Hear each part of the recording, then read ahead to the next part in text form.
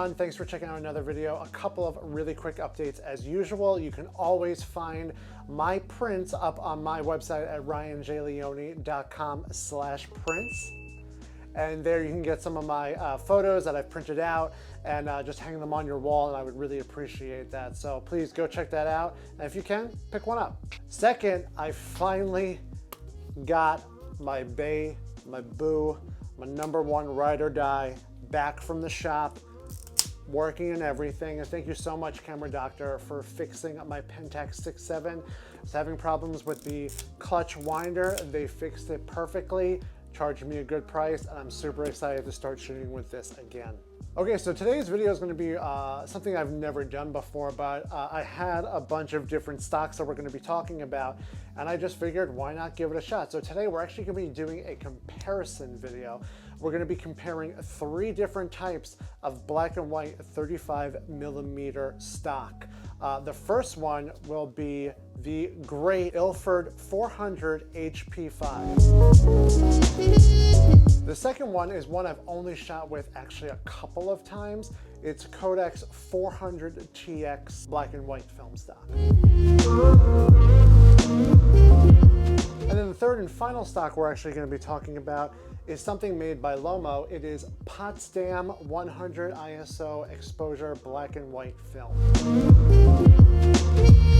So this is not going to be the most scientific test. It's mostly what I did was I took my Canon AE1 with me to Central Park a couple of weeks ago, and I set it up on auto. So I set the ring on the Canon AE1 to auto and then set it to program. So basically what's great about that is with this test, with this comparison, every roll is going through the same exact functions and settings on my camera. Before we start going into photos, let's really just talk about each film really quick. So we'll start off with Ilford 400HP5. That's something that I've shot with before in both medium format and in 35mm, and it's a great stock, and people, as we all know out there, people love Ilford 400HP5. It's got some great range, it can really capture the highlights as well as the shadows, and it's just got really good grain and looks really good. Next is Kodak 400TX. This is more of what I like to call a journalistic kind of film stock, something you would see from back in the day in like black and white journalism and more portraiture stuff and more stuff you want to seem more journalistic and a little bit more street-like. That is what 400TX has mostly been used for, and it shows in a lot of the photos. And then the last is Lomo Potsdam. Now this is a film that is inspired by 1970s like European cineform film to make it look more like a black and white noir film. And I gotta tell you, this is the first time I ever shot with it. I actually got it in a value pack, and I figured, well, let me give it a shot. Lomo makes some really good stuff. I absolutely fell in love with this. The reason I did is, in some of these photos that we're going to be going over, I took them in New York City, and it gives you that old school, like 70s New York kind of feel. There's grit to the film. The blacks are dark, and it just really looks incredible. And I really fell in love with it. And then after that, I went out and I bought some more of it, and I'm going to be shooting a bunch more with it because it's so versatile, but it's also so kind of edgy. So yeah, I went to the park. And like I said, I just set it up on auto, and I just kind of started walking around and just taking photos. So real quick, let's go and look at my day while I was out there, and then we'll come back and we'll do some comparison of some of the photos.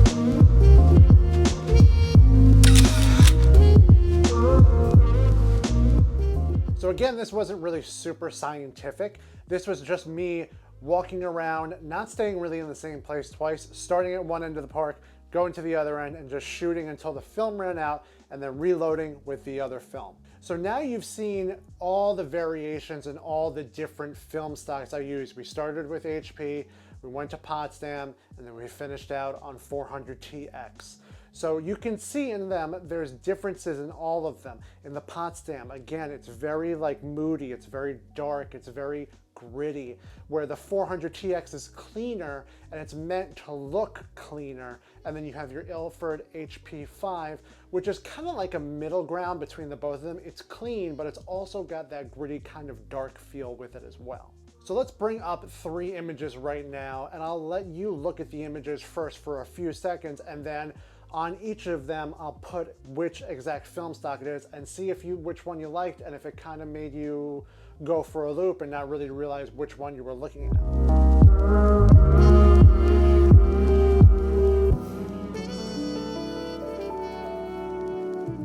So which ones did you like? I, again, really am in love with this Potsdam. I think it's really awesome. I think it's got just beautiful characteristics and quality.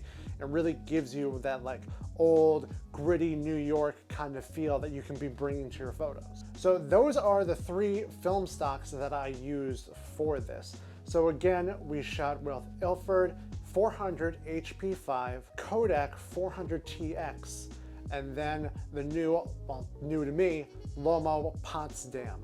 So which ones did you like? I would love to know in the comments below which ones everybody liked. I, again, really enjoyed the Potsdam by Lomo. I highly recommend it. I think you can get like 3 rolls or a roll for like 10 bucks. B&H has it. You can buy it directly on Lomo's site. It's definitely a fun black and white film to try. If you've shot a lot of Ilford or shot a lot of Kodak black and white and want to try something new, this is definitely it. It's definitely interesting and definitely different. So go check that out. That's my favorite. Thank you again for checking out this video. I hope this kind of helped, and I hope it helped you see the differences between all of the different film stocks, and maybe gives you some more opinions on, well, I've been shooting with Ilford, let's try this. Go check out that Lomo Potsdam. Go see what you can take with it. I think you're going to enjoy it. Again, thank you for watching this video. Thumbs up, like, subscribe. Let me know in the comments below what you thought of the video and which photos and film you liked the best. Remember to just shoot. I'll see you in the next one.